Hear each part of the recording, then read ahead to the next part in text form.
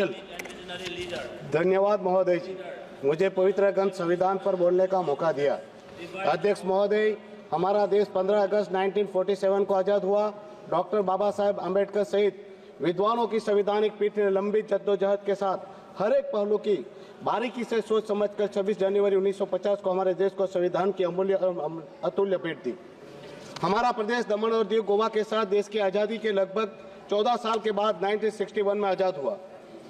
हमारा प्रदेश की यह आज़ादी भारत देश की ही देन है, जिन्होंने हमें पुर्तगालियों की लंबी गुलामी से मुक्ति दिलाई। हमारा प्रदेश 14 साल बाद आज़ाद हुआ, जिसके चलते हमारा प्रदेश देश की बाकी राज्यों की तुलना में बहुत ही पिछड़ा हुआ है और दुखद है कि पिछड़ता ही जा रहा है।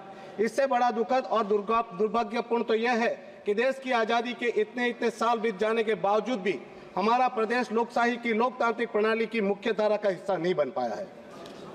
हमारा संविधान कहता है कि किसी भी प्रदेश को 6 महीने से ज्यादा राष्ट्रपति शासन में नहीं रखा जाना चाहिए, पर हम तो हमारे प्रदेश की आज़ादी से ही राष्ट्रपति शासन में जीने के मजबूर है।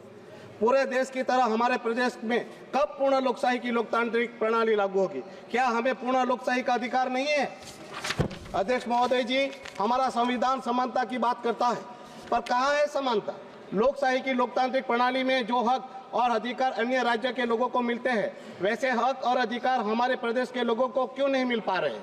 लोकशाही की लोकतांत्रिक प्रणाली के तहत अन्य राज्यों के लोगों के पास उनके हक और अधिकार देखे, उनके पास लोकसभा, राज्यसभा, उनके पास स्टेट की विधानसभा, महाराष्ट्र जैसे राज्य के लोगों के पास एमएलसी, महापौर सहित की पावरफुल स्वराज्य संस्थाएं। इनकी तुलना में हमारे प्रदेश के लोगों के पास क्या है? केवल एक लोकसभा। हमारे पास राज्यसभा नहीं है, स्टेट असेंबली नहीं है, एमएलसी नहीं है, महापौर तो छोड़ो, लड़खड़ाती हुई स्वराज्य संस्था ही है जिनके पास कोई पावर नहीं है। एक तरफ दूसरे राज्य के लोगों के पास इतना कुछ और हमारे पास केवल एक लोकसभा। क्या ये समानता है? अध्यक्ष महोदय जी, हमारा संविधान हमें बहुत सारी शक्तियां प्रदान करता है, किंतु हमारे प्रदेश में इन शक्तियों की अनुपालना नहीं हो रही है। हमारे प्रदेश में स्थानीय प्रशासन द्वारा संविधान का बार बार गला घोटा जा रहा है। महोदय जी, भारत सरकार का पंचायती राज संवैधानिक संशोधन स्थानीय संस्थाओं को शक्ति देता है। भारतीय संविधान का 73वां संशोधन अधिनियम पंचायती राज व्यवस्था को मजबूती देता है, तो 74वां शहरी निकायों को मजबूती प्रदान करता है। पर महोदय जी, हमारे स्थानीय प्रशासन ने भारत सरकार के संवैधानिक संशोधनों में लोकसभा और राज्यसभा सहित की जरूरी मंजूरी के बिना ही 2 मिनट तो दीजिए सर, अभी तो मैंने बोलना शुरू किया। 30 मिनट। अब हमें तो हमारे पास राज्यसभा लोकसभा कुछ भी नहीं, हम कहाँ बोलेंगे सर? 2 मिनट तो दीजिए, मैं अपनी बात खत्म करूँ। 1 मिनट महोदय जी, हमारे स्थानीय प्रशासन ने भारत सरकार के संवैधानिक संशोधनों में लोकसभा और राज्यसभा सहित के जरूरी मंजूरी के बिना ही 73वें और 74वें जैसे संवैधानिक संशोधनों अधिनियमों में सुधार कर लिया और प्रदेश की स्वराज्य संस्थाओं को दिए गए सारे पावर छीन लिए। अब स्वराज्य संस्था किसी को नोटिस या एनओसी तक नहीं दे सकती।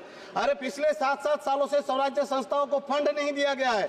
महोदय जी, एक बात कहना चाहता हूँ, 19 दिसंबर हमारे प्रदेश का मुक्ति दिन का पर्व है और हम उस दिन मुक्त हुए थे। महोदय जी, लास्ट है महोदय जी, 19 दिसंबर हम हर साल हमारे प्रदेश की मुक्ति दिवस के रूप में मनाते आए थे। वह पिछले 6-7 सालों से स्थानीय प्रशासन ने बंद कर दिया। यहाँ तक कि मुक्ति दिवस के दिन की सार्वजनिक छुट्टी तक निकाल दी गई। हमारे लिए जितना महत्वपूर्ण 15 अगस्त है, उतना ही महत्वपूर्ण हमारे प्रदेश का मुक्ति दिवस भी है। क्या हमारा मुक्ति दिन का मनाना भी हमारा अधिकार नहीं है? Thank you, Chairman sir, for giving me an opportunity to speak on the constitutional debate. At the outset, I would like to pay tribute to Honorable